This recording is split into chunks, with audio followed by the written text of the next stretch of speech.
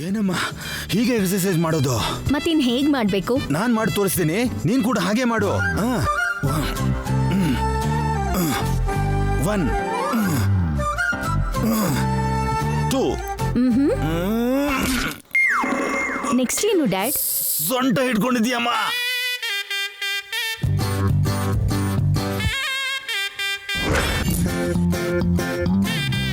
ಏನ್ ಮಾಡ್ತಿದ್ದೀರಾ? ಸ್ವಪ್ನಾಗೆ ಎಕ್ಸರ್ಸೈಸ್ ಮಾಡೋಣ ಅಂತ. ನಿಮ್ದೊಂದ್ 6 ಪ್ಯಾಕ್, ಅವಳಿಗೆ ಅದನ್ನ ಹೇಳ್ಕೊಡ್ತಿದ್ದೀರಾ? ಫ್ಯಾಮಿಲಿ ಪ್ಯಾಕ್ ತರ ಹೊಟ್ಟೆ ಬೆಳೆಸ್ಕೊಂಡು ಪೌಡರ್ ಸುರ್ಕೊಂಡು ಇರ್ತೀರಲ್ಲ, ಹೋಗ್ರಿ. ಸ್ವಪ್ನ, ಇದೇನು ಬೇಡ. ಇಲ್ಲೋಡು, ಸ್ಕಿಪ್ಪಿಂಗ್ ಮಾಡು. ಹೀಗೆ ಮಾಡಿದ್ರೆ 6 ಪ್ಯಾಕ್ ಬರುತ್ತಾ? ಸೈಜ್ 0 ಬರುತ್ತೆ. ಯಾಕೆ ಮಾಮ್? ಮುದುಕಿ ಬೇಡ ಅಂದ್ರೆ ನಾವು ಬಿಟ್ಬಿಡ್ತೀವ? ಮಾವನ್ನ ನಿನ್ನ ಅಂದದಿಂದ ಗೆಲ್ಬೇಕು, ಶೇಪಿಂದ ಶೇಕ್ ಮಾಡ್ಬೇಕು. ಮದ್ವೆ ಅಂತ ಮಾಡ್ಕೊಂಡ್ರೆ ನಿನ್ನೆ ಮಾಡ್ಕೋತೀನಿ ಅಂತ ಹೇಳ್ಬೇಕು. ನೋಡಲಿ, ಮಾವ ಬರೋ ಟೈಮ್ ಆಯ್ತು, ಶುರು ಮಾಡು.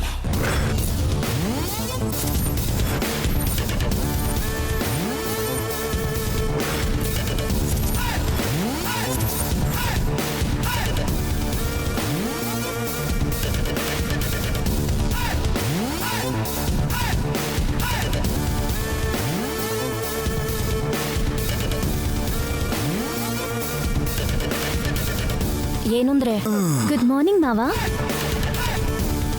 Good morning dad. Very good morning Jai. Coffee ಕೊಡ್ಲಾ? Wait let me serve.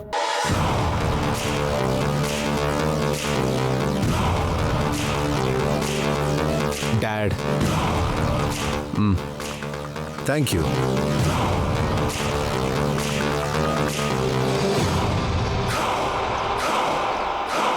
Wow, nice taste. Thank you Jai. Sorry ಚಿಕ್ಕಮ್ಮ, ನನ್ನ ಕಾಂಪ್ಲಿಮೆಂಟ್ ಕಾಫಿ ಮಾಡಿರೋ ನಿಮ್ಗಲ್ಲ. ಇಂಥ ಒಳ್ಳೆ ಪ್ರಾಡಕ್ಟ್ ನ ಮಾರ್ಕೆಟಿಗೆ ಲಾಂಚ್ ಮಾಡಿರೋ ಆ ರಾಕೇಶ್ ಮಲ್ಹೋತ್ರಾಗೆ. ಲಾಂಚ್ ಮಾಡಿರೋ 9 months ಅಲ್ಲೇ ಅವ್ರ ಕಾಫಿನ ನಾನ್ ಕುಡಿತಿದ್ದೀನಿ ಅಂದ್ರೆ ಹಿ ರೀಚ್ಡ್ ಹಿಸ್ ಗೋಲ್. ಕಾಫಿ ಕುಡಿ ಅಂದ್ರೆ ವ್ಯಾಪಾರನೇ ಕುಡಿತಾ ಇದ್ದಾನೆ. ಬಟ್ ಕಾಮನ್ ಮ್ಯಾನ್ ಇನ್ನೂ ಈ ಕಾಫಿನ ಟೇಸ್ಟ್ ಮಾಡಕ್ ಆಗ್ತಿಲ್ಲ ಅಂದ್ರೆ ದಟ್ ಈಸ್ ಮಲ್ಹೋತ್ರಾಸ್ ಫೇಲ್ಯೂರ್. ಪ್ರೈಸಿಂಗ್ ನ ಸ್ವಲ್ಪ ಕಡಿಮೆ ಮಾಡಿ ಸ್ಮಾಲ್ ಟೌನ್ ಅಲ್ಲಿ ಕೂಡ ಸ್ಟಾಲ್ ಹಾಕಿದ್ರೆ ಮಿಡಲ್ ಕ್ಲಾಸ್ ಪೀಪಲ್ ಕೂಡ ಇಂಪ್ರೆಸ್ ಆಗಿ ಮಾರ್ಕೆಟ್ ಇನ್ಕ್ರೀಸ್ ಆಗೋ ಚಾನ್ಸ್ ಇದೆ. ಅಬ್ಬಾ, ಯಾವಾಗ್ಲೂ ಬಿಸ್ನೆಸ್ ಅಲ್ವೋ, ಬೇರೆ ವಿಷಯದ ಬಗ್ಗೆನೂ ಯೋಚನೆ ಮಾಡು.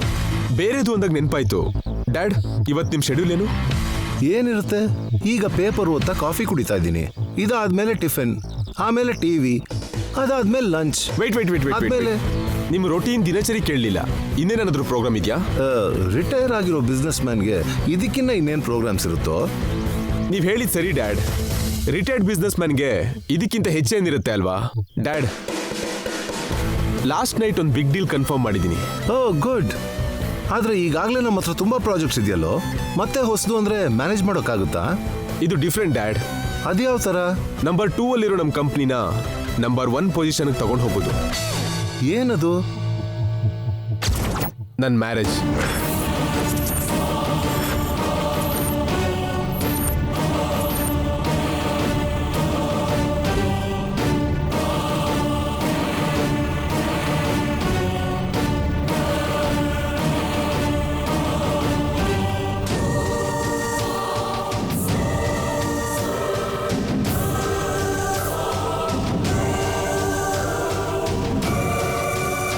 ಹರ್ಷದ್ ಮೆಹ್ತಾ ಏಟ್ಗೆ ಶೇರ್ ಮಾರ್ಕೆಟ್ ಶೇಕ್ ಆದ ಹಾಗೆ ನನ್ನ ಮ್ಯಾರೇಜ್ ನ್ಯೂಸ್ ಕೇಳಿ ನೀವೆಲ್ಲ ಯಾಕೆ ಶಾಕ್ ಆಗ್ತಿದ್ದೀರಾ? ಏನಿದು ಜೈ? ಎಸ್, ನನ್ನ ಮ್ಯಾರೇಜ್ ಡೀಲ್ನ ನಾನೇ ಫಿಕ್ಸ್ ಮಾಡಿದ್ದೆ.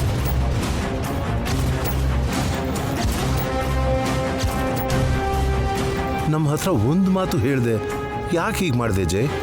ಡ್ಯಾಡ್, 3 years ಬ್ಯಾಕ್ ನೀವು ನನಗೆ 200 crores ಕೊಟ್ಟಿದ್ರಿ. ನಾನೀಗ ಅದನ್ನ 2000 crores ಆಗಿ ಮಾಡಿದ್ದೀನಿ. ನಾನು ಅದನ್ನ ಹೇಗೆ ಮಾಡಿದೆ ಅನ್ನೋದನ್ನ ನಿಮ್ಗೆ ಯಾವತ್ತೂ ಹೇಳಲಿಲ್ಲ. ಇದು ಅಷ್ಟೇ. ಬಟ್ ಇದು ಮದುವೆ ಕಣೋ. So what?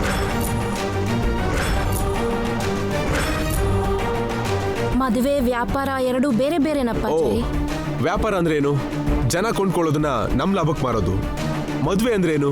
ಪೇಪರ್ ವರ್ಕ್ಸ್ ಇಲ್ದೆ ನಮ್ಗೆ ಲಾಭ ಆಗೋರ್ ಜೊತೆ ಅಗ್ರಿಮೆಂಟ್ ಮಾಡ್ಕೊಳ್ಳೋದು. ಎರಡರಲ್ಲೂ ಲಾಭನೇ ಇದ್ದಾಗ ಎರಡು ಒಂದೇ ಯಾಕಾಗಬಾರ್ದು? ಮದ್ವೆ ಅಂದ್ರೆ ಅದಲ್ಲ ಜೈ. ಇನ್ನೇನು ನಿಮ್ ಭಾಷೆಯಲ್ಲಿ ಹೇಳ್ಬೇಕಾ? 3 ಅಕ್ಷರ ಸೇರಿ ಮದ್ವೆ, 3 ಗಂಟೆ ಹಾಕಿದ್ರೆ ತಾಳಿ, 4 ಅಕ್ಷತೆ ಹಾಕಿದ್ರೆ ಆಶೀರ್ವಾದ, 7 ಹೆಜ್ಜೆ ಇಟ್ರೆ ಸಪ್ತಪದಿ. ಯಾ, ಯು ಆರ್ ರೈಟ್. ಅಷ್ಟೇ ತಾನೆ. ಮದುವೆ ಅಂದ್ರೆ ಅಷ್ಟು ಸಿಂಪಲ್ ಅಲ್ವೋ? I know dad. ನಾವ್ ಯಾರನ್ನ ಮದುವೆ ಆಗ್ತಿದೀವಿ ಅನ್ನೋ ಇನ್ಫಾರ್ಮೇಶನ್ ಪಾಸ್ ಮಾಡೋದಕ್ಕೆ costly invitation, luxury function hall book ಮಾಡೋದು, 100 ವೆರೈಟಿ ಫುಡ್ ಮಾಡಿಸೋದು, ಅದೇ ದಿನ ಲೈವ್, ನೆಕ್ಸ್ಟ್ ಡೇನೆ ಪೇಪರ್ ಅಲ್ಲಿ ಫೋಟೋಸ್. ನನ್ ದೃಷ್ಟಿಲಿ ಮದುವೆ ಅಂದ್ರೆ ಅಷ್ಟೇ ಡ್ಯಾಡ್. ಮದುವೆ ಅಂದ್ರೆ ಆ ಮನೆತನ ಈ ಮನೆತನ ಎಲ್ಲ ನೋಡ್ಬೇಕಪ್ಪ. ನೋಡಿದೀನಿ ಚಿಕ್ಕಮ್ಮ. ಲಾಸ್ಟ್ 7 years ಇಂದ ಅವರೇ ನಂಬರ್ 1 ಬಿಸ್ನೆಸ್ ಪರ್ಸನ್ಸ್. ಅದಕ್ಕೆ ಫ್ಯೂಚರ್ ಇಯರ್ಸ್ ನಲ್ಲಿ ನಾನು ಕೂಡ ನಂಬರ್ 1 ಪೊಸಿಷನ್ ಆಕ್ಯುಪೈ ಮಾಡೋದಕ್ಕೆ ಈ ಮ್ಯಾರೇಜಿಗೆ ಫಿಕ್ಸ್ ಆಗಿದ್ದೀನಿ.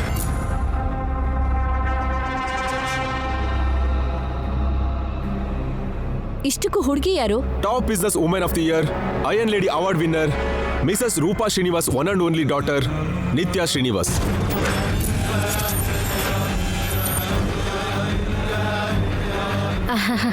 ಹೋಗ್ಲಿ, ಆ ಹುಡುಗಿ ಫೋಟೋ ಏನಾದ್ರೂ ಇದೆಯೇನಪ್ಪ? ಇಲ್ಲಿವರೆಗೂ ನಾನು ಆ ಹುಡುಗಿನ ನೋಡಿಲ್ಲ.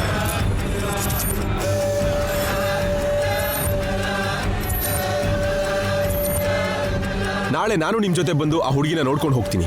ಉಳಿದಿರೋ ವಿಷಯನ ನೀವು ನೋಡ್ಕೊಳ್ಳಿ. ಏನ್ ಮಾತಾಡ್ತಿದ್ಯೋ? ಹುಡುಗಿನೂ ನೋಡ್ದೆ, ಹೇಗ್ ಓಕೆ ಅಂದೆ?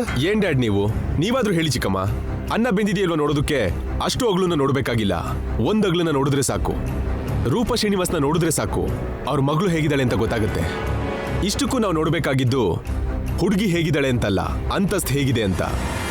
No status, that's important. Well, I am getting late.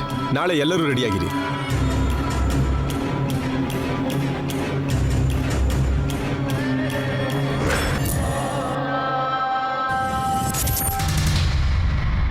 Ma'am, what are you talking? ಏನ್ ಹೇಳ್ತಿದ್ಯಾ ನೀನು? Yes baby, last night decide ಮಾಡಿದೆ. How could you do that? ನನಗೂ ಹೇಳ್ದೆ, ಯಾಕೆ ಹೀಗೆ ಮಾಡಿದೆ mom? I know everything about you baby. ನನಗೆ ಕರೆಕ್ಟ್ ಅನಿಸ್ತು, ಮಾಡಿದೆ. ಇದೇನೋ ನಮ್ ಕೆಲ್ಸಕ್ಕೆ ಬರೋ ಹಾಗಿದೆ. No mom, this is not correct. Baby, ಹೌದಕ್ಕ, ನಿನ್ನೆ ನೀನ್ ಮಾಡಿದ್ದು ಸ್ವಲ್ಪನೂ ಸರಿ ಇಲ್ಲ. ಕನಿಷ್ಠ ನನ್ನ ಒಪಿನಿಯನ್ ಕೂಡ ಕೇಳಲಿಲ್ಲ. ಅಕ್ಕ, ಅಂದ್ರೆ ಅದು ಎ ಫೂಲ್. ಇಲ್ಲಿವರೆಗೂ ನನ್ನ ಬೇಬಿಗೆ ನಾನು ಯಾವುದನ್ನು ಹೇಳ್ ಮಾಡಿಲ್ಲ. ಪ್ರತಿಯೊಂದನ್ನು ಸರ್ಪ್ರೈಸ್ ಮಾಡ್ತಾ ಬಂದಿದ್ದೀನಿ. But this is not surprise mom, it's shocking. ಹಾ, ನನಗೂ ಕೂಡ. ಅರೆ, ಅವನನ್ನ ನಾನು ನೋಡ್ದೆ, ಮೀಟ್ ಮಾಡ್ದೆ, ಮಾತಾಡ್ದೆ. How ma'am? ಅಂದ್ರೆ ನನ್ನ ಸೆಲೆಕ್ಷನ್ ಬಗ್ಗೆ ನಿನಗೆ ನಂಬಿಕೆ ಇಲ್ವಾ? Jai is the perfect match for you. ಅದ್ ನೀನಲ್ಲ, ನಿತ್ಯ ಹೇಳ್ಬೇಕು. Will you shut up Abhi? ಮಾವ ಹೇಳಿದ್ರಲ್ಲಿ ತಪ್ಪೇನಿದೆ? ಕರೆಕ್ಟ್ ತಾನೆ? ಏನ್ ಕರೆಕ್ಟ್? ಹಾ, ಲಾಸ್ಟ್ 6 months ಇಂದ ನನಗ್ ಬರೋ ಅಳಿಯಂಗೋಸ್ಕರ ನಾನು ಎಷ್ಟು ಹುಡುಕ್ತಾ ಇದ್ದೀನಿ ಗೊತ್ತಾ? ಹಾ, ನೋಡ್ದೆ. ಕಂಕ್ಳಲ್ಲೇ ಮಗು ಇಟ್ಕೊಂಡು ಊರೆಲ್ಲ ಹುಡುಕ್ದೆ. IAS, IPS ಆಫೀಸರ್ಸ್ಗಳಿಂದ ಹಿಡಿದು politician, movie star, sports man, business man, ಎಷ್ಟೋ ಜನರನ್ನು ನೋಡ್ದೆ. ನನ್ನೊಬ್ಬನ್ ಬಿಟ್ಟು. ಆದ್ರೆ ಅವ್ರು ಯಾರು ನನಗೆ ಇಷ್ಟ ಆಗ್ಲಿಲ್ಲ. ನಿನ್ನೆ ಜೈ ನನ್ನ ಹತ್ರ ಜಸ್ಟ್ 10 minutes, ಜಸ್ಟ್ 10 minutes ಮಾತಾಡಿದ್ದು ಅಷ್ಟೇ. ನನ್ನ ಅಳಿಯ ಅವನೇ ಅಂತ ಫಿಕ್ಸ್ ಆಗ್ಬಿಟ್ಟೆ. ಹಾಗಾದ್ರೆ ನನ್ನ ಆಚೆನೆ. ನನಗೆ ಯಾವ ರೀತಿ ಅಳಿಯ ಸಿಗ್ಬೇಕು ಅನ್ಕೊಂಡಿದ್ನೋ, ಜೈ ಎಕ್ಸಾಕ್ಟ್ ಆಗಿ ಹಾಗೆ ಇದ್ದಾನೆ.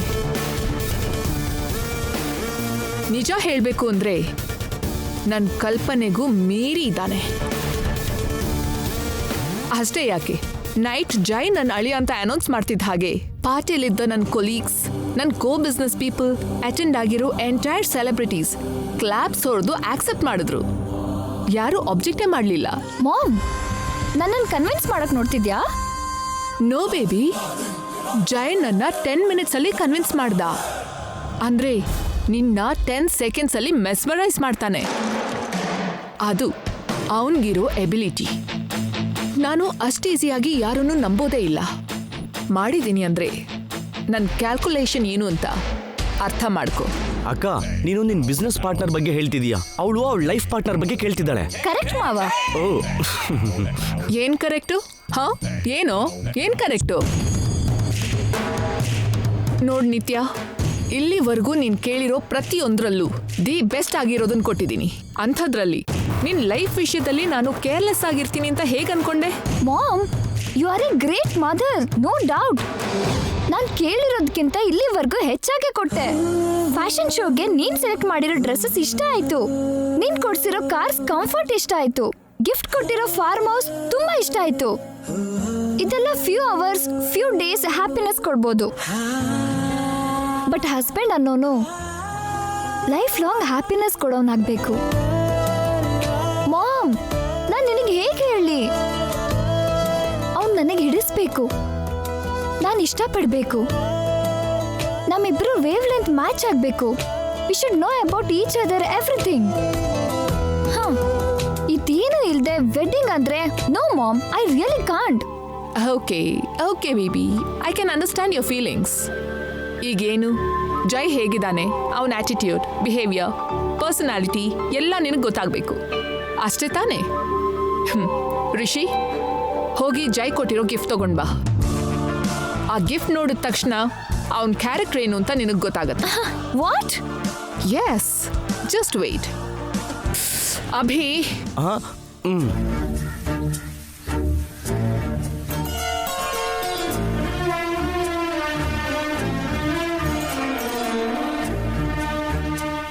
ಕೊಟ್ಟು ಜೈ ಅಕ್ಕನ ಇಂಪ್ರೆಸ್ ಮಾಡ್ದ.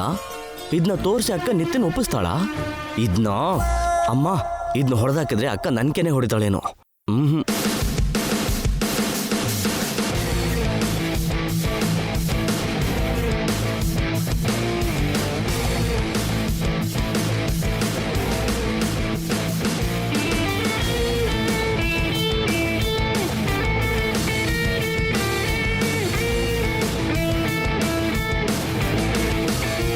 ಇದನ್ನ ನೋಡಿ ನಿತ್ಯ ಇಂಪ್ರೆಸ್ ಆದ್ರೆ ಅವನು ಈ ಗರುಡನ್ ತರ ಹಾರಾಡ್ತಾನೆ.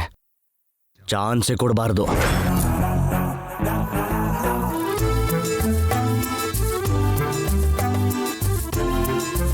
ಅಕ್ಕ, ಗಿಫ್ಟ್ ಕಾಣಿಸ್ತಿಲ್ಲ.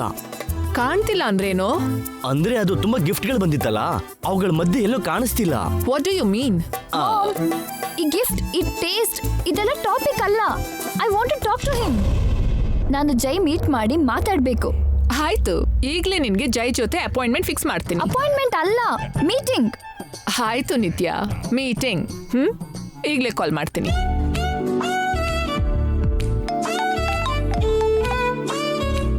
Hello Jai, it's me. Oh sorry. It's okay. ಬ್ಯುಸಿಯಾಗಿದ್ಯಾ? ಯಾ, ಆಫೀಸಲ್ಲಿದ್ದೀನಿ. Oh, sorry for the disturbance. If you don't mind. Yeah, ಹೇಳಿ. Nitya wants to meet you. For what? Just casual. ನನ್ನ ಮೇಲೆ ಏನಾದರೂ ಡೌಟ್ಸ್ ಇದೆಯಾ? ಆ ಥರ ಏನೂ ಇಲ್ಲ. ನಿತ್ಯ ಇಲ್ಲಿವರೆಗೂ ನಿನ್ನ ನೋಡಿಲ್ವಲ್ಲ? ನಾನು ಕೂಡ ಅವಳನ್ನ ನೋಡಿಲ್ವಲ್ಲ. ಅದಕ್ಕೆ ನೀವಿಬ್ರು ಮೀಟ್ ಆಗಿದ್ರೆ ಚೆನ್ನಾಗಿರುತ್ತೆ.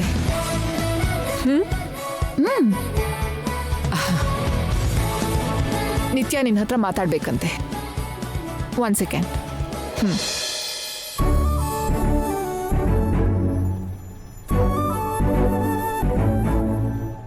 Hello. Hello.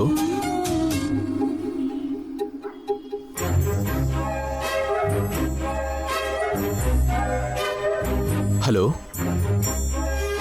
Hi, this is ನಿತ್ಯ ಶ್ರೀನಿವಾಸ್. ದಿಸ್ ಇಸ್ ಜೈ. ನಿಮ್ಮ ಮಾಮ್ ಹೇಳಿದ್ರು ನಾವು ಮೀಟ್ ಆಗ್ಬೇಕಂತೆ. ಯಾ, ನಾನೇ ಕೇಳಿದ್ದು. You want to see me? Yeah, you also don't know anything about me. All right, ಎಲ್ಲಿ ಮೀಟ್ ಮಾಡೋದು? Coffee shop. We will meet up by 11. All right, sharp 11. Okay, bye. Okay, bye. Now you happy? Let's go. Oh, Mom, can you pass me Jai number? Already I've sent it to you.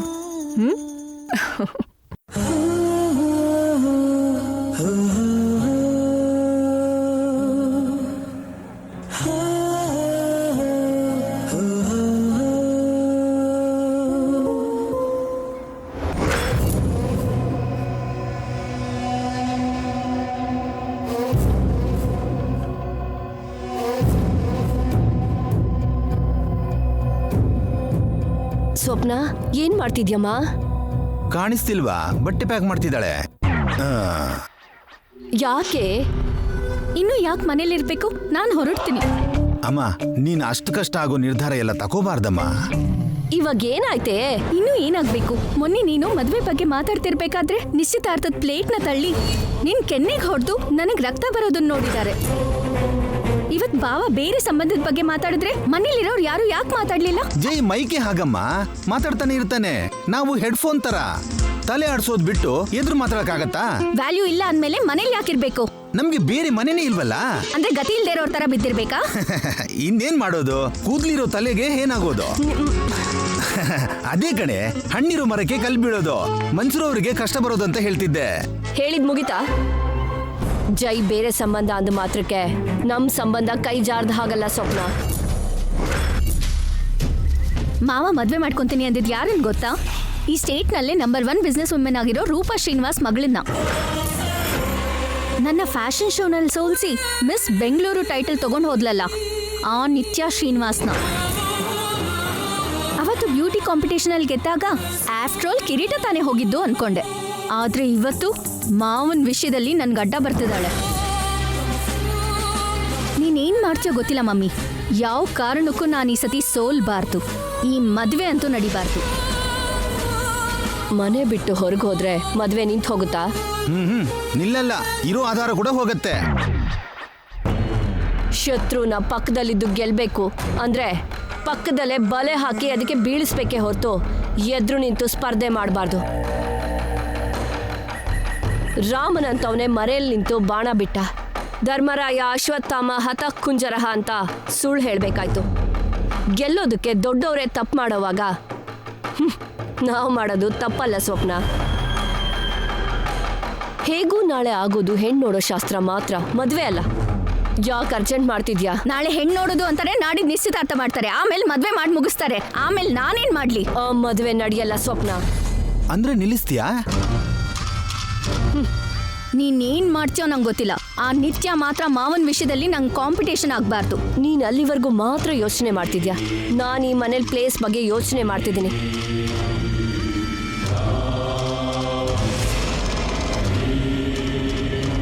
ಈ ಮನೆಗೆ ನಿನ್ನ ಬಿಟ್ಟು ಬೇರೆ ಹುಡುಗಿ ಸೊಸೆ ಆದ್ರೆ ನಮ್ಮ ಪ್ಲೇಸ್ಗೆ ಬೆಲೆ ಇರಲ್ಲ.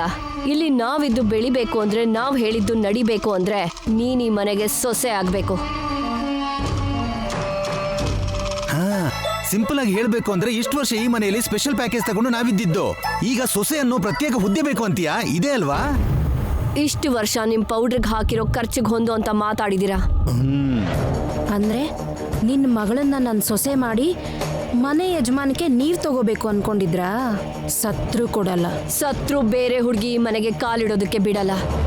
ನಿನ್ನ ಈ ಮನೆ ಸೊಸೆ ಮಾಡಿ ಎಲ್ಲದ್ರಲ್ಲೂ ಹಿಂದಿರೋ ನಾವು ಬೆಳೆಯೋ ಹಾಗೆ ಮಾಡ್ತೀನಿ. ಇಲ್ಲಿವರೆಗೂ ಈ ಮನೆ ಸೊಸೆ ಆಗಿ ನನಗೆ ಯಾವ ಸ್ಥಾನನೂ ಇಲ್ಲ. ಅದ್ರ ಮೇಲೆ ನಿಮ್ಮ ಕೈ ಕೆಳಗಡೆ ಬೀಳ್ಬೇಕಾ? ನಾನು ತಲೆ ಎತ್ತಬೇಕು ಅಂದರೆ ನಿತ್ಯ ಶ್ರೀನಿವಾಸ ಈ ಮನೆ ಸೊಸೆ ಆಗಿ ಬರಬೇಕು. ಕರೆಸ್ತೀನಿ.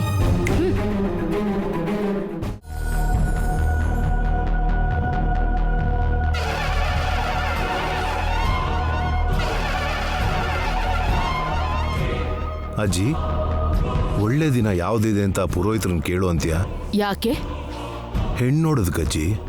ಎಲ್ಲ ಗೊತ್ತಿದ್ದು ಏನಂತ ನೋಡೋದು, ಏನಂತ ಸಂಬಂಧ ಮಾತಾಡೋದು? ಸುಖ ಸಂತೋಷದಿಂದ ಗಂಡ ಮಕ್ಕಳು ಜೊತೆ 100 ಕಾಲ ಬಾಳ್ಬೇಕಾಗಿರೋ ಆ ಮನೆ ಮಹಾಲಕ್ಷ್ಮಿನ ನಮ್ಮ ಮನೆ ಸೊಸೆ ಮಾಡ್ಕೊಂಡು ನಮ್ಮ ವಂಶದ ಶಾಪಕ್ಕೆ ಬಲಿ ಕೊಡ್ತೀವಿ ಅಂತ ಹೇಗೆ ಹೇಳೋದು? ಅವ್ರಿಗೆ ಶಾಪದ ವಿಷಯ ಯಾಕೆ ಹೇಳ್ಬೇಕಜ್ಜಿ? ಹೇಳ್ದೆ ಹೋದ್ರೆ ಪಾಪ ಸುತ್ಕೊಳುತ್ತೆ. ಹೇಳಿದ್ರೆ ಇನ್ಯಾವತ್ತೂ ಯಾವ ಹುಡುಗಿ ಜೊತೆನೂ ಮದುವೆ ಆಗಲ್ಲ.